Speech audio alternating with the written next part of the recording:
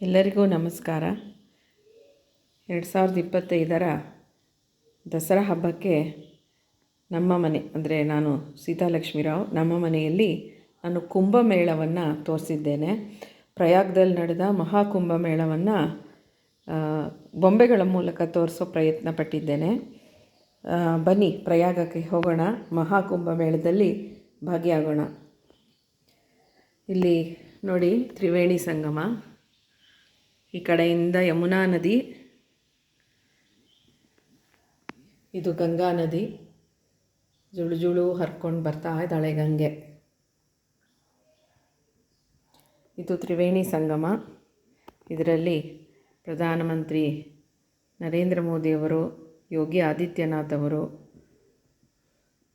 ನಾಗಸಾಧುಗಳು, ಜನರು ಎಲ್ಲ ಕುಂಭ ಸ್ನಾನವನ್ನು ಮಾಡ್ತಾ ಇದ್ದಾರೆ. ಇದು ಸರಸ್ವತಿ ನದಿ ಗುಪ್ತಗಾಮಿನಿ, ಹಾಗಾಗಿ ನಾನು ಹಂಸದ ಮೂಲಕ ಅದನ್ನು ತೋರ್ಸೋಕ್ಕೆ ಪ್ರಯತ್ನ ಪಟ್ಟಿದ್ದೀನಿ. ಇಲ್ಲಿ ನೋಡಿ, ಇಲ್ಲಿ ಒಂದು ಧ್ವಜಸ್ತಂಭ ಕಾಣ್ತಾ ಇದೆಯಲ್ಲ, ತ್ರಿವೇಣಿ ಸಂಗಮ ಎಲ್ಲಿ ಸ್ನಾನ ಮಾಡಬೇಕು ಅಂತ ಹೇಳೋಕ್ಕೆ ಆ ಥರ ಧ್ವಜಸ್ತಂಭಗಳಿದ್ವು ಅಲ್ಲಿ, ಅದನ್ನು ತೋರಿಸಿದ್ದೀನಿ. ನೋಡಿ, ಕುಂಭಮೇಳಕ್ಕೆ ದೇಶ ವಿದೇಶಗಳಿಂದ ಲಕ್ಷಾಂತರ ಜನ ಸ್ನಾನ ಮಾಡೋಕ್ಕೆ ಬರ್ತಾ ಇದ್ದಾರೆ. ಸಾಧು ಸಂತರಿದ್ದಾರೆ, ಎಲ್ಲ ವರ್ಗದ ಜನರು, ಮಕ್ಕಳು, ವಯಸ್ಸಾದವರು ಎಲ್ಲರೂ ಕುಂಭಮೇಳಕ್ಕೆ ಬರ್ತಾ ಇದ್ದಾರೆ. ನೋಡಿ, ಇಲ್ಲಿ ಗಂಗೆ ಪೂಜೆ ಮಾಡ್ತಾ ಇದ್ದಾರೆ, ಗಂಗಾ ಜಲವನ್ನು ತಗೊಂಡು ಹೋಗ್ತಾ ಇದ್ದಾರೆ, ಗಂಗಾ ಸ್ನಾನ ಮಾಡ್ತಾ ಇದ್ದಾರೆ.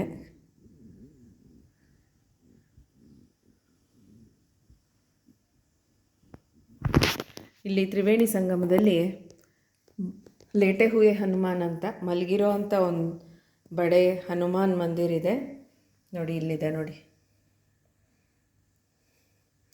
ನಂತರ ಹಿಂದೆ ಅಲಹಾಬಾದ್ ಫೋರ್ಟ್ ಒಳಗಡೆ ಸರಸ್ವತಿ ನದಿಯನ್ನು ಕಾಣಬಹುದು ಅಂತ ಹೇಳ್ತಾರೆ. ಒಂದು ಬಾವಿ ಇದೆ, ಸರಸ್ವತಿ ಕೂಪ್ ಅಂತ, ಅದಿದೆ ಇಲ್ಲಿ. ಆಮೇಲೆ ಅಕ್ಷಯವಟ ಅಂತಿದೆ, ಶಿವ ಅಲ್ಲಿ ಮರದಲ್ಲಿದ್ದಾನೆ ಅಂತ ಹೇಳಿ. ಹಳೆ ಪ್ರಯಾಗದ ಊರಿನೊಳಗಡೆ ವೇಣಿ ಮಾಧವ ದೇವಸ್ಥಾನ ಇದೆ. ಆಮೇಲೆ ಗಂಗಾ ನದಿ ತಡದಲ್ಲೇ ನಡ್ಕೊಂಡು ಹೋದರೆ ನಾಗವಾಸುಕಿ ದೇವಸ್ಥಾನ. ಮತ್ತು ಇಲ್ಲಿ ನೋಡಿ, ಸಂಗಮ್ ಘಾಟಲ್ಲಿ ಗಂಗಾರತಿ ಮಾಡೋಕ್ಕೆ ಸಿದ್ಧತೆ ಮಾಡ್ಕೊಂಡಿದ್ದಾರೆ.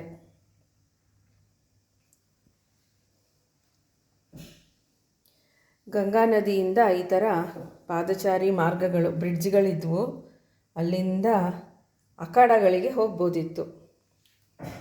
ಇಲ್ಲಿ ಅಖಾಡಗಳಲ್ಲಿ ಸಾಧು ಸಂತರು, ನಾಗಸಾಧುಗಳು, ಅವರ ಬಿಡಾರಗಳು, ಅವರು ಪ್ರತ್ಯೇಕವಾಗಿ ಹೋಮಕುಂಡಗಳಿರ್ತಿದ್ವು, ಹೋಮ ಹವನಗಳನ್ನು ನಡೆಸ್ತಾಯಿದ್ರು, ಅಖಂಡ ಭಜನೆಗಳು ನಡೀತಾ ಇದ್ವು. ಆ ನಾಗಸಾಧುಗಳ ಭೇಟಿ ಮತ್ತು ಅವರ ಆಶೀರ್ವಾದದ ಒಂದು ಭಾಗ್ಯ ನಮಗೆ ಸಿಕ್ಕಿತು. ನೋಡಿ, ಇಲ್ಲಿ ಟೆಂಟ್ ಸಿಟಿಗೆ ಟೆಂಟ್ ಮಾಡಿಟ್ಟಿದ್ದೀನಿ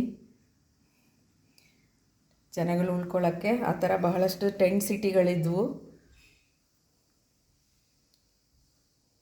ನೋಡಿ, ಯಾರೋ ಒಬ್ಬ ಹುಡುಗ ಬೇವಿನ ಕಡ್ಡಿ ಮಾರಿ ತುಂಬ ಸಂಪಾದನೆ ಮಾಡಿದ್ನಲ್ಲ, ಅದನ್ನು ಇಟ್ಟಿದ್ದೀನಿ ನಾನು.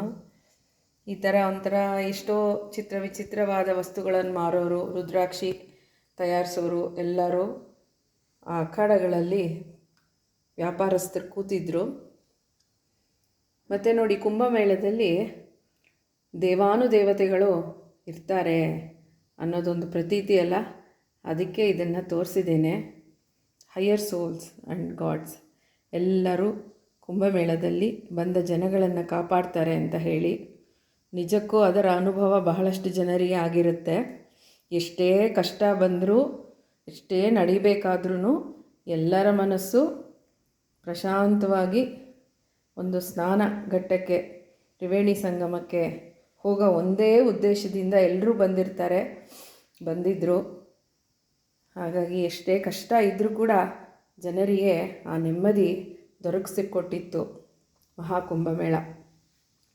ಹಾಗೆ ನೋಡಿ, ಇಡೀ ಒಂದು ಕುಂಭಮೇಳದ ಪ್ರಯಾಗದ ಒಂದು ಸ್ವಚ್ಛತೆಯನ್ನು ಕಾಪಾಡೋಕ್ಕೆ ಬಹಳಷ್ಟು ಕರ್ಮಚಾರಿಗಳು ಇದ್ದರು. ಕೋಟ್ಯಾಂತರ ಜನ ಸೇರುವಲ್ಲಿ ಅವರ ಪಾತ್ರ ಬಹಳ ಬಹಳ ಉತ್ಕೃಷ್ಟವಾದದ್ದು.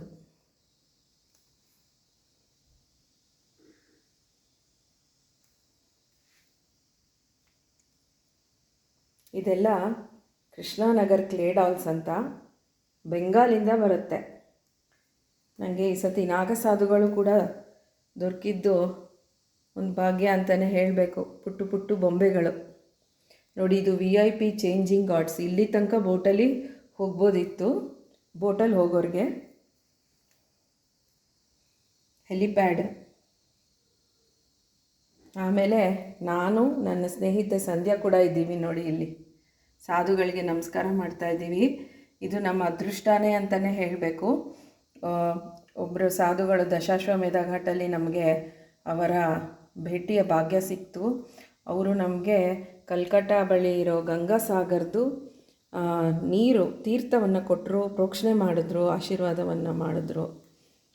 ಈ ಥರ ಅನೇಕ ರೋಚಕವಾದ ಒಂದು ಭಕ್ತಿಪೂರ್ವಕವಾದ ಒಂದು ಅನುಭವಗಳು ಎಲ್ಲರಿಗೂ ಆಗಿರುತ್ತೆ ಅಂದ್ಕೊಳ್ತೀನಿ.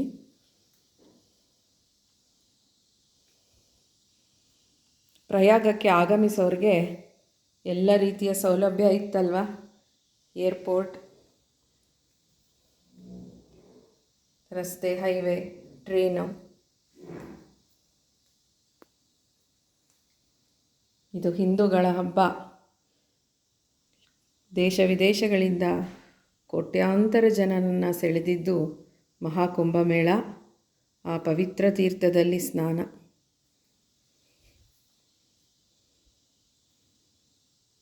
ಜೈ ಶ್ರೀರಾಮ್.